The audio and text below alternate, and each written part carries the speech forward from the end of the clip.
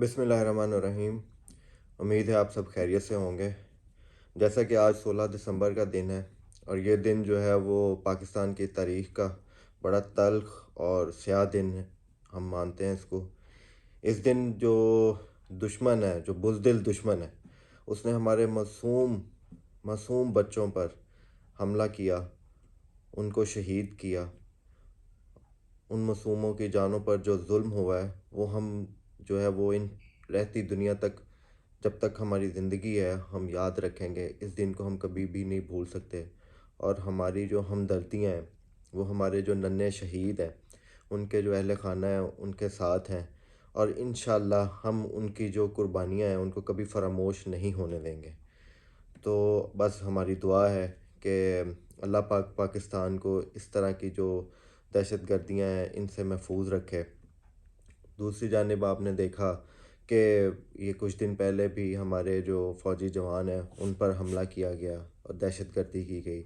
तो ये दहशत गर्दी की जो लहर जो बढ़ रही है, इंशाअल्लाह ताला हमारी जो फ़ौज है उसमें इतना दम है और वो इतनी ताकत रखते हैं कि वो इन बुज़दिलों का जो है वो मुकाबला डट कर करेंगे और पाकिस्तान को मज़ीद बेहतर, मज़ीद महफूज बनाएंगे इंशाअल्लाह। और दूसरी जानिब अब मैं बात करता चलूँ कि कल के जो फ़ैसले हुए हैं सुप्रीम कोर्ट की जानिब से और जो रिटर्निंग ऑफिसर की जानिब से, तो ठीक है, इलेक्शन हो जाएं। हम भी यही चाहते हैं, पाकिस्तान तहरीक-ए-इंसाफ यही चाहती है इलेक्शन हो, और पाकिस्तान तहरीक-ए-इंसाफ का हमेशा यही मुतालबा रहा है कि इलेक्शन होना चाहिए।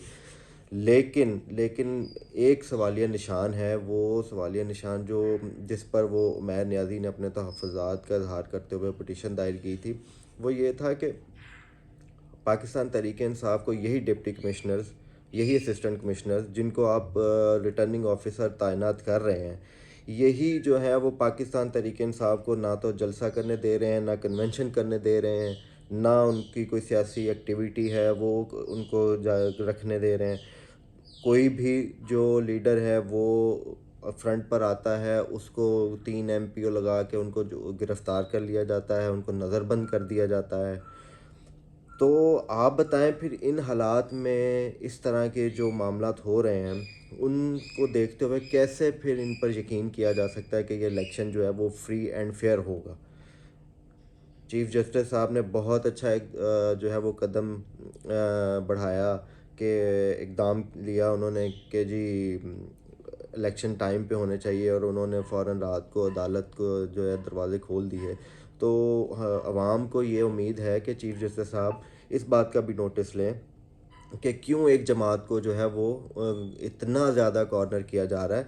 अब मैं एक सादा सी मिसाल है, जो शेर अफ़ज़ल मरवत साहब हैं या शुएब शाहीन साहब हैं, ये क्या 9 मई के इन पर तो कोई 9 मई का इल्ज़ाम नहीं है। क्या ये 9 मई के वो जो मामलात हैं उनमें मुलव्वस है? ये मुलव्वस नहीं है। नून लीग के रहनुमा आते हैं, वो कहते हैं जी जो 9 मई में जो मुलव्वस नहीं होगा वो आए इलेक्शन में हिस्सा ले। अरे भाई, जो 9 मई में मुलव्वस नहीं है उनको भी आप जो है कॉर्नर कर रहे हैं, उनको भी गिरफ़्तार कर रहे हैं। शुएब शाहीन साहब को बलूचिस्तान से वापस भेज दिया आपने।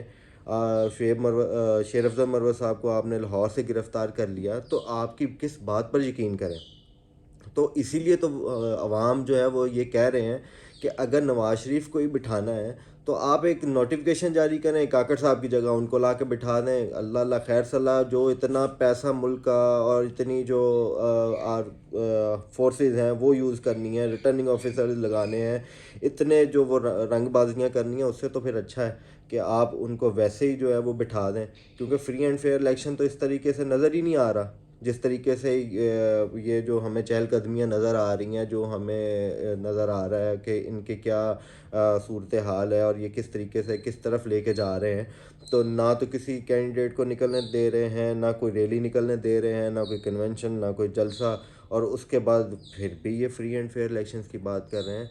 तो बस अब हम तो बस दुआ ही कर सकते हैं कि अल्लाह इनको हिदायत दे और पाकिस्तान पर जो है वो अपना रहम और करम फरमाए।